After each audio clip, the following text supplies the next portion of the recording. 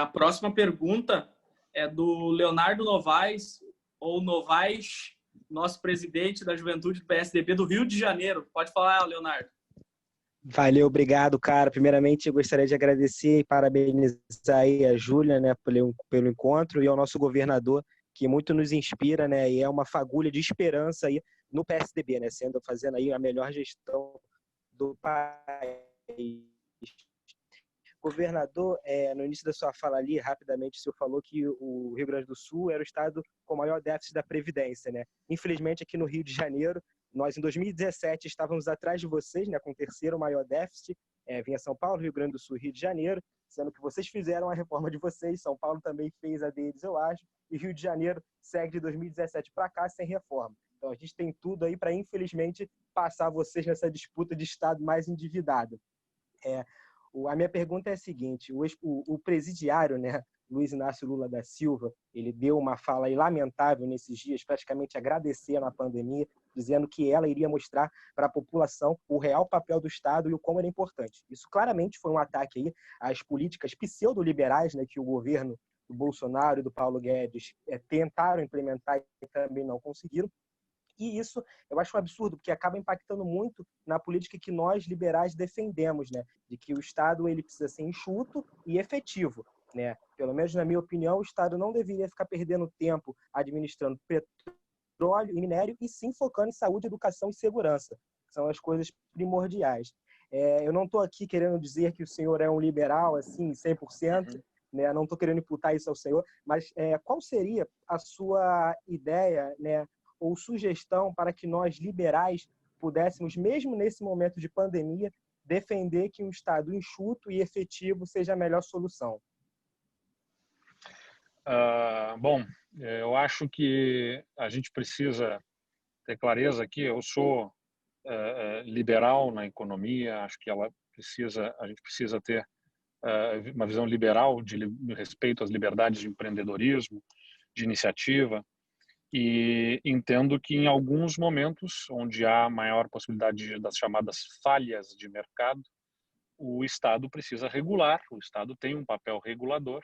Foi isso que o PSDB fez no governo federal, quando Fernando Henrique privatizou setores e criou as agências reguladoras, e sob regulação, porque os serviços se mantêm públicos, mas operados por privados e sob a orientação e a regulamentação do governo, do poder público. Então, quando a gente vai fazer concessões de estradas, por exemplo, aqui no Rio Grande do Sul, a gente tem uma operação para fazer concessão de 1.000 quilômetros de rodovias, e vamos acabar com uma empresa que foi criada no governo do PT aqui, do Tarso Genro, que é uma operadora de rodovias pedagiadas. É horrível, a empresa é ineficiente, e a gente vai conseguir, com a migração para a iniciativa privada, viabilizar investimentos bilionários no Rio Grande do Sul. Há certamente um custo menor nas tarifas de pedágio a serem cobradas. Então, a gente tem muito mais eficiência no setor privado para a operação nessas áreas. Não é vocação do Estado operar pedágio e liderar as obras de infraestrutura nesse setor. Ele diz o que quer, contrata, né? E num contrato de longo prazo estabelece um plano de investimentos, que aí é o melhor também desses contratos de concessão, porque num contrato para 30 anos você prevê, a gente quer essa rodovia duplicada em 10 anos. Como o contratado tem uma perspectiva de 30 anos, ele se organiza, ele consegue enxergar o payback, né, que é o retorno do investimento dele, no tempo, e ele faz o investimento. O que acontece em governos? Os governos são orientados para 4 anos, né? Esse é o problema de a gente tem não é um problema da democracia, que bom, as pessoas vão decidir sobre continuidade ou não, ou mudanças, mas gera um problema de falta de continuidade de investimentos. Porque o que acontece? Uma empresa pública entra lá, um indicado político, por melhor que seja a sua capacidade técnica, ele vai ter 4 anos lá dentro. Imagine um investimento que leve 12 anos para você pensar essa rodovia aqui, em 12 anos dá para duplicar. A gente vai fazendo aos poucos e vai chegar lá. 12 anos são 3 governos. 3 governos com possíveis trocas de ambiente político que vão trocar o presidente dessa companhia. Os servidores com estabilidade no emprego, dificuldade de gestão do ponto de vista dos recursos humanos. Entrou lá um presidente da companhia que é ligado ao sindicato, ele já troca a prioridade de investir naquela rodovia para priorizar a contratação de gente. Ele vai querer contratar mais pessoal. E aí essa contratação, depois que fez, não desfaz mais.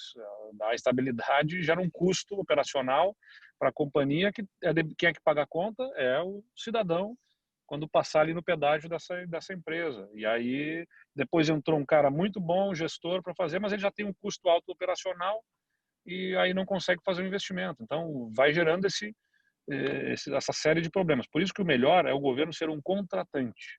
Ele contrata o serviço, né, com os recursos que ele arrecada dos impostos, ou, se melhor, quando é o caso da concessão, concede e o próprio privado se remunera na tarifa cobrada do cidadão, e o governo fica como um regulador, né, para administrar, como eu disse, as falhas de mercado. O privado, evidentemente, ele vai tender a fazer uma gestão que priorize o seu retorno.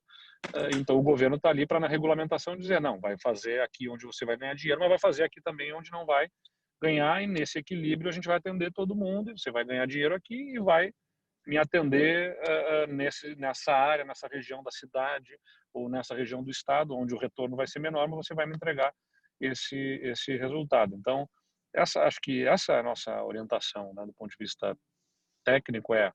O Estado é melhor regulador, ele orienta, ele fiscaliza, ele regula, mas na maior parte das vezes ele, como operador, é um desastre, e até é um desastre por conta das regras que se impuseram para que justamente o Estado não fosse aproveitado para o governante de plantão.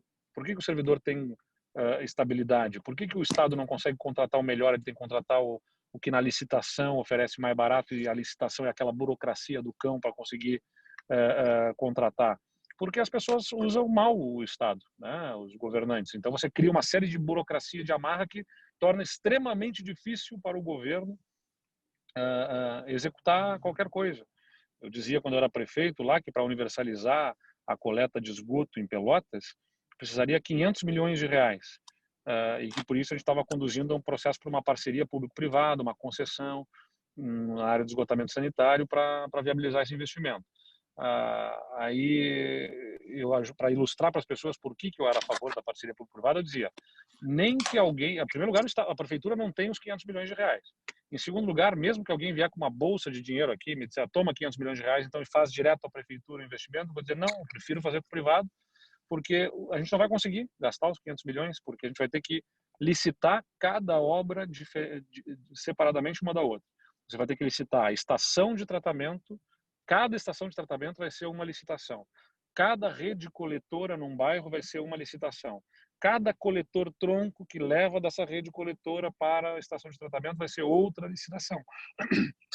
E aí, inevitavelmente, nessas dezenas de licitações, vai ter algumas delas que vão ser frustradas, vai ter batalha judicial, vai ter disputa, vai ficar parada, não vai dar errado, o projeto não foi bem feito, seja o que for, e aí vai parar. Aí vai chegar o cúmulo de acontecer, como acontece em muitos lugares, que é até em Pelotas, que você vai ter a estação de tratamento pronta, mas a rede que leva para a estação de tratamento, o esgoto, deu problema na licitação, e então a estação está pronta e não tem esgoto lá porque a rede não ficou pronta. Ou vice-versa, vai ficar a rede pronta, mas leva o esgoto para lugar nenhum porque a estação que iria tratar o esgoto não está pronta.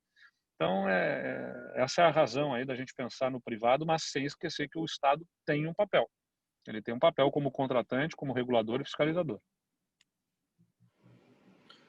Fazer um anúncio aqui, está acompanhando essa conversa no Zoom a presidente nacional do Tucanafro. Gostaria de anunciar o nome dela, a Gabriela, que é aqui do Rio Grande do Sul, inclusive a colaboradora aí no governo Eduardo Leite, aqui na Secretaria de Justiça Social e Direitos Humanos.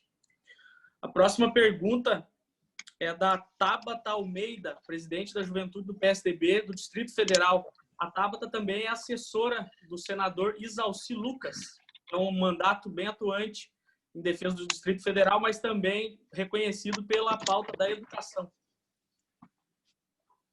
Boa noite a todos. Boa noite, governador. Parabéns aí aos organizadores desse momento importante aí, né, de aprendermos um pouco mais com quem galgou tanto, tem uma história tão marcante no nosso partido, né? Governadora, a gente teve uma notícia muito interessante ontem, né, a juventude, que é o adiamento do Enem. E a gente queria saber um pouco mais como que o Rio Grande do Sul tem lidado com essa questão da educação, das aulas, principalmente com jovens que estão no ensino médio e que estão se preparando para um novo momento, né, que é entrar na universidade, nas faculdades, enfim. Como que o Rio Grande do Sul tem lidado com esse tema? Tabata, a questão das aulas é uma das mais polêmicas, está sempre presente nas perguntas das nossas lives que a gente faz aqui diariamente. As pessoas apreensivas, né, sobre retorno às aulas, muitas contrárias, muitas querendo que volte, enfim. O ponto é que a gente só pode retornar a aulas presenciais quando tiver segurança. A gente tem 20% da população gaúcha em idade escolar, seja da educação infantil ou ensino superior. É um contingente grande e reunido em ambientes com muitas pessoas, com muito contato. Isso compromete muito a condição sanitária de segurança para um retorno presencial. A gente está avançando muito aí para a implantação de ensino remoto neste período. Eu acho que o ensino remoto ele não é um substituto do ensino presencial, mas ele é algo possível neste momento. A gente está com um convênio com a plataforma Google for Education, com geração de conteúdos online e também com a disponibilização da rede sendo garantida pelo governo para os alunos acessarem. E estamos trabalhando em protocolos de segurança para que aqueles que não tiverem acesso às redes possam, então, presencialmente utilizar os laboratórios de informática das suas escolas, tá? Estruturando tudo isso. Mas para o Enem especificamente, né, a gente criou o chamado o pré-Enem da SEDUC, da Secretaria de Educação, pela nossa TV educativa do Estado. A TVE, que é a nossa TV Cultura local, né, ela tem uma boa abrangência e nós fizemos a seleção dos professores na nossa rede de ensino e eles fazem as aulas com transmissão de 4 horas diárias, né, entre as 19 horas e as 23 horas, durante os próximos meses, até outubro, até dia 31 de outubro, vão ser mais de 400 horas aí de aulas preparatórias para o Enem. É uma forma da gente dar instrumentos para que as pessoas possam, né, os estudantes, se preparar para o Enem. Tem feito bastante sucesso. Parabéns, governador. Obrigada Obrigado. Próxima pergunta é do Luiz Neto, da Paraíba. Governador, boa noite a todos. É um prazer estar participando desse momento. Parabéns à Júlia. E eu queria saber quais são os pilares que o senhor elenca para o pós-Covid. A gente sabe que essa crise sanitária vai passar, e aí eu quero que o senhor leva de mais importante: economia, educação, emprego. Como é que o senhor pretende tratar isso? Eu acho que está tudo bastante interligado aí, né, que tu elencaste, Luiz. A economia, certamente, né? Acho que o pós-Covid vai ser um momento de buscar retomar a confiança das pessoas. O grande problema dessa crise, da pandemia que a gente está enfrentando, é que ela, como eu disse, abala a moral, o sentimento das pessoas, a confiança delas em relação ao futuro próximo. Lá em 2015, 2016, quando a gente teve a mais profunda recessão da nossa história no Brasil, com 2 anos consecutivos de recessão a mais de 3%, um acumulado ali cerca de 7% de retrocesso econômico provocados pelo descontrole fiscal do governo Dilma. A crise se dava eminentemente por conta de crise de confiança no governo. Não havia confiança de que o governo seria capaz de cumprir os seus compromissos. Isso fez perder investimentos no país, isso gerou um efeito cascata negativo na economia nacional por conta dessa perda de confiança no governo. O que fez o governo seguinte, o governo Temer, com todos os problemas que tinha, né, inclusive de ordem ética, ele foi um governo que, na parte econômica, buscou essa recuperação de confiança, que até teve um relativo sucesso, certamente muito abalado pelos problemas políticos que enfrentou por conta das denúncias, a maior parte delas com bastante sustentação, e que geraram uma instabilidade política que comprometeu, sem dúvida nenhuma, do ponto de vista econômico também. Mas eram as reformas trabalhistas, a reforma da Previdência, que chegou a ser apresentada lá e que não foi aprovada, mas que agora foi aprovada. Essas reformas vinham no sentido de resgatar confiança no governo. Só que agora não é uma crise de confiança no governo, quer dizer, é também uma crise de confiança no governo por conta da forma como o governo federal tem se comportado, mas esse é um outro problema. A crise de confiança que existe é a confiança em relação ao futuro próximo, porque as pessoas não sabem, ninguém podia prever que um fato como esse viesse a acontecer e que fizesse desabar a economia global. Quem é que garante que ali na frente não vai ter outra? As pessoas ficam com esse sentimento. Quem é que garante que ali na frente, ano que vem, de novo surge outra coisa e tem que parar tudo de novo? E aí essa desconfiança, essa incerteza gera um custo, né? Porque ela é risco. Desconfiança e incerteza é risco. Risco é custo. Se você tem riscos, você aumenta o seu preço, né? E você investe menos. Você controla melhor o seu gasto, mais o seu gasto. E se você vai controlar mais, você vai viajar menos. Então o turismo é abalado, as compras são abaladas, as pessoas deixam de consumir. Então o comportamento e os hábitos de consumo vão ser alterados. E isso vai ser um grande problema a ser enfrentado. Então o grande tema vai ser como que a gente consegue resgatar a confiança da população para que ela volte a circular, volte a ter os seus hábitos de consumo, o que projeta que a gente vai ter ainda, além do problema agora do distanciamento, eu diria, a gente projeta um problema mais prolongado por conta dessa interferência nos hábitos de consumo e dos próprios investidores. Aí vai ser a agenda que vai ter que ser montada para que o governo, como alavanca, aí que eu digo que acho que o governo tem que ser governo, nós somos sociais-democratas aqui, é a hora que o governo tem que ser governo, já que vai ter problema de crise de confiança da iniciativa privada, o governo vai ter que tomar a iniciativa de liderar alguns investimentos para poder movimentar essa roda da economia e tirar da inércia em função da crise da pandemia. Obrigado, governador. A próxima pergunta é do Humberto Camargo, do Espírito Santo. Boa noite, governador. Gostaria primeiro de parabenizar a Executiva Nacional da Juventude por estar abrindo esse espaço para a militância jovem e agradecer também ao governador por participar desse debate aqui. A minha pergunta é muito na questão do vácuo que o governo federal deixou, principalmente no início da pandemia. Eu gostaria de saber se o senhor acredita que o protagonismo dos governadores no combate à pandemia se deu por esse vácuo e principalmente na figura do presidente da República em menosprezar a questão do coronavírus.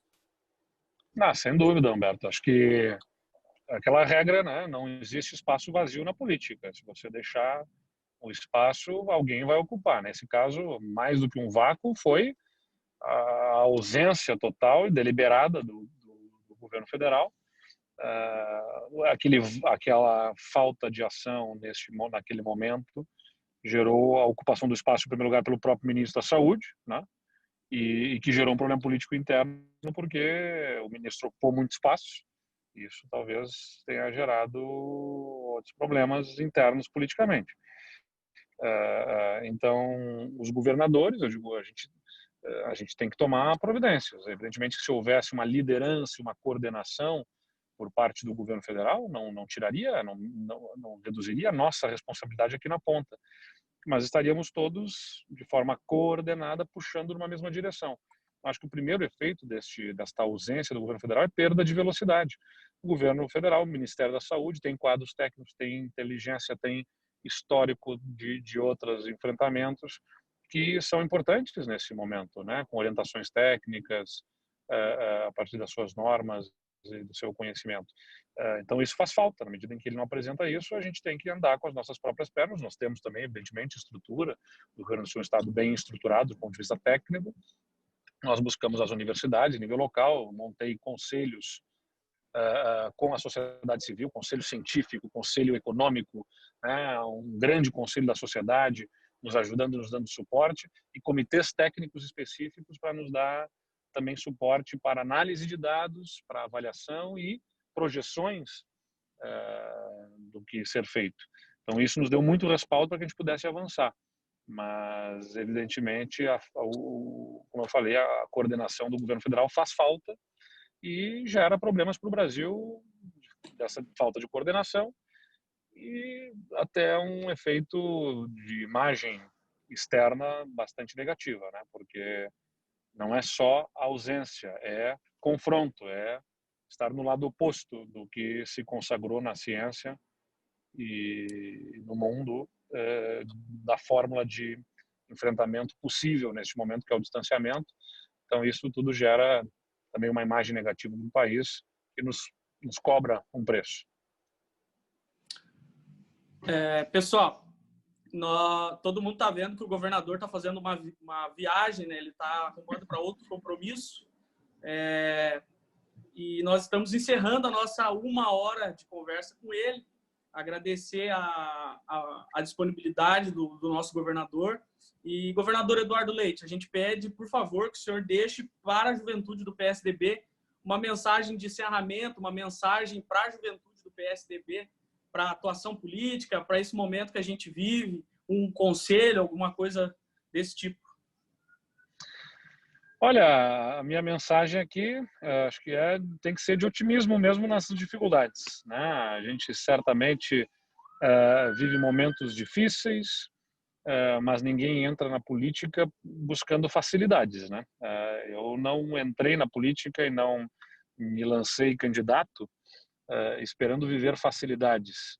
Se alguém está na política buscando facilidade, seu lugar não é na política, em qualquer outro lugar, não na política, porque aqui é para enfrentar o que vem pela frente, não tem momento certo ou errado, a gente lida com as circunstâncias e faz o melhor que pode para tocar positivamente a vida das pessoas.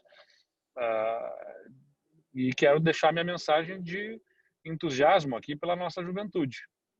Eu tenho uma caminhada dentro do partido, não tenho origem política na família, sobrenome que tenha me catapultado, e não estou aqui criticando quem venha de histórico familiar, né? Acho que é legítimo também.